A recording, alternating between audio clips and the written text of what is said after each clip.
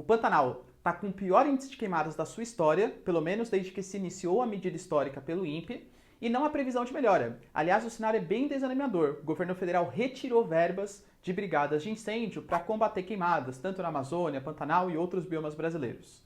Se você quer entender essa situação e muito mais sobre geografia, geopolítica, meio ambiente, política, atualidades, enfim, tudo para se manter sempre bem atualizado, entender o Brasil e o mundão, já se inscreve no canal, deixa seu like e compartilha esse vídeo, que eu, professor Ricardo, conto muito com a sua ajuda. Tamo junto? Então tá. As fotos que a gente vê circulando por aí são fotos assim, tristes, tétricas, horríveis da situação que vem acontecendo no Pantanal. Estima-se mais que 15% do bioma do Pantanal já foi danificado pelas queimadas. Isso corresponde a mais ou menos 10 municípios de São Paulo ou Rio de Janeiro, 3 regiões metropolitanas, ou seja, uma coisa que está meio que fora da nossa escala de proporção. O bioma do Pantanal, que sempre foi caracterizado por uma alta preservação, porque tinha um relativo bom convívio com as atividades econômicas, com a pecuária um pouco mais tradicional, uma pecuária de transumância, com ecoturismo que ali se fazia. Hoje, graças ao avanço do agronegócio, principalmente da pecuária, uma pecuária mais intensiva, mas pode colocar também a soja, a milho, algodão, alguns outros cultivos, na região do Pantanal, na região centro-oeste, os incêndios eles vêm aumentando bastante. Ah, professor, mas não são causas naturais? Então, vamos por partes, né? O Pantanal ele é conhecido por ser a maior planície inundada da América. Por que chove muito lá? Não. O Pantanal não é uma área muito chuvosa. O Pantanal tem um clima tropical, tropical típico, que tem estações bem definidas. O verão é bem chuvoso e o inverno ele é bastante seco. Por que o Pantanal, então, ele é tão inundado? Ele parece, assim, quando você vê foto, é sempre muita água e tal. Porque eu costumo falar que o Pantanal ele é como se fosse o ralo da América Latina. Pela própria formação de relevo do Brasil e das Américas, os rios da América do Sul eles tendem a escoar em direção ao Pantanal. Então não é que chove no Pantanal, chove no redor das Américas e toda essa água acaba escoando em direção à planície, a planície do Chaco no Paraguai e a planície pantaneira no Brasil. Mas fato é que é bastante úmido. Nesse ano, desde o começo do ano, houve uma redução também histórica dos níveis de pluviosidade. Ah, professor, tá vendo? Ó, questões naturais, sabia que tinha a ver. Posso falar de aquecimento global?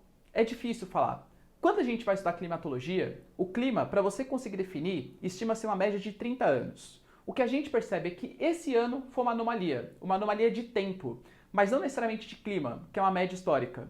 Se nos próximos anos começar a chover menos no Pantanal, que é uma coisa que eu particularmente acredito pelas evidências que a natureza está dando pra gente, aí sim é uma mudança climática.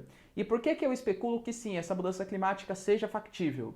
Muito por conta da Amazônia. A Amazônia, durante o verão, tem uma massa que ali se forma, uma massa de ar chamada de MEC, Massa Equatorial Continental. Essa MEC ela é responsável por espalhar umidade pelo território brasileiro, inclusive pelo centro-oeste. Se chove menos no território brasileiro como um todo, porque a massa equatorial continental está menos úmida graças ao desmatamento, isso vai refletir no limite do raciocínio como consequência num Pantanal um pouco mais seco, que é o que vem acontecendo. O Rio Paraguai, por exemplo, era muito menor do que a média histórica, enfim, a gente já percebe algumas mudanças.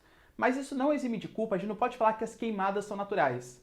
Difícil você ter uma queimada natural no Brasil. Por quê? Geralmente a gente fala que queimadas naturais acontecem em vegetações muito secas, poderia ser o caso do Pantanal, quando tem algum tipo de relâmpago, ou então o sol está muito, muito quente, é uma queimada espontânea, mas é mais típico de um clima mediterrâneo, tipo na Califórnia, Espanha, tal, porque realmente é um verão quente e seco. Aqui é a estação seca no período de inverno, que não é tão quente como é no período de verão. Então essas queimadas, muito possivelmente, quase com certeza, são por questões antrópicas. Ou seja, a ação do desmatamento, a ação de queimadas, e isso deveria ser combatido por uma maior fiscalização, parte do IBAMA, do ICMBio, mas infelizmente a gente está percebendo que na pasta ambiental, isso foi até dito na reunião ministerial, vão passar boiada, né, enquanto não tem ninguém olhando por conta da pandemia, foi dito que vai ser desmobilizado. Então, o ICMBio, o Instituto Chico Mendes de Biodiversidade, foi desmobilizado, retiraram grande parte das verbas, a mesma coisa para o IBAMA. Então, o Brasil está correndo bastante risco e, de novo, isso está refletindo na imagem brasileira. A gente está olhando com olhos voltados para o latifúndio porque pensa, olha a importância que a agricultura está tendo nesse momento para o Brasil. O PIB brasileiro em franca queda, por conta da pandemia também, né, claro, e o que sustentou um menor decréscimo, ou seja, não foi tão mal assim, foi justamente a pauta econômica, a produção agrícola voltada para a exportação. Então o governo brasileiro está fazendo de tudo para ajudar os latifundiários. Só que se esquece que se a gente não preservar o meio ambiente, não defender as minorias e outras coisas ligadas às questões ambientais, a gente também perde investimento. Vários fundos já deixaram de investir no Brasil por conta da questão amazônica e agora podem deixar de investir no Brasil também pela questão do Pantanal. Ou seja, é uma visão de curtíssimo prazo e de grande irresponsabilidade ambiental. A gente tem que preservar o Pantanal, um bioma belíssimo, com grande biodiversidade, uma série de espécies endêmicas. Espero que isso sirva de mensagem e que a gente comece a pressionar as nossas instituições, independente de partido político, para preservar um dos biomas mais bonitos, não só do Brasil, como também do mundo. Tudo bem, galera? Deu para entender a situação do Pantanal? O que vem acontecendo? Se vocês entenderem, então, já deixa seu like, se inscreve no canal e é isso aí. Beijos, abraços e